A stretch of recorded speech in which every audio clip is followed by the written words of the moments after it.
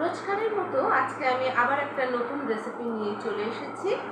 So welcome to Kokkalis ঘরোয়া রান্নাঘর। আশা করি আমার সমস্ত বন্ধুরা ভালো আছো, সুস্থ আছো।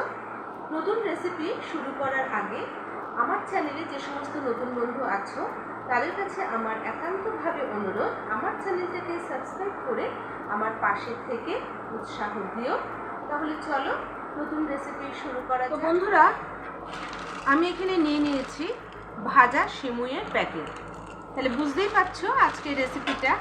এই রেসিপিটা বানাতে আমার পুরো সিমুইটা লাগবে না, তাই আমি এখানে অর্ধেক সিমুই নিয়ে নিয়েছি। একটা কড়াই বসিয়ে দেব ঘি। এখানে আমি অল্প পরিমাণে ঘি দিয়ে সিমুইটা ভেজে নেব। প্রথমে ঘিটাকে আমি একটু গরম হতে দেব। দিয়ে দেব ছোট এলাচ,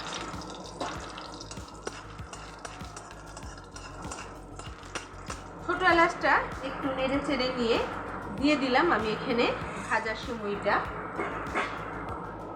ভাজা সিমুইটাও আমি হালকা করে একটু ঘিয়ের সাথে নেড়ে চেড়ে নেব। খুব সুন্দর একটা গন্ধ বেরোচ্ছে। এই সময় ঘরে রুম টেম্পারেচারে রাখা দুধটা আমি দিয়ে দেব। দুধটাকে আমি আগে ফুটিয়ে ঘরের ঠান্ডা রুম টেম্পারেচারে নিয়ে রেখেছি। হ্যাঁ বন্ধুরা, ঠিকই ধরেছ, আজকে আমি তোমাদের ভাজা সিমুইয়ের পায়েস রেসিপিটা শেয়ার করছি।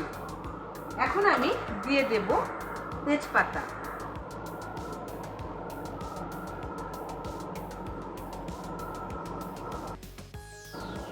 এখন আমি দিয়ে দেব গুঁড়ো দুধ।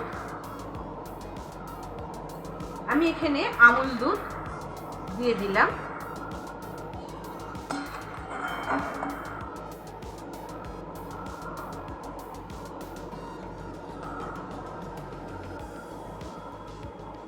আমি এখানে চিনি ব্যবহার করছি না, আমি এখানে মিশ্রি ব্যবহার করছি। মিশ্রিগুলোকে আমি টুকরো করে নিয়েছি, টুকরো করে নিয়ে সেটা আমি দিয়ে দিলাম।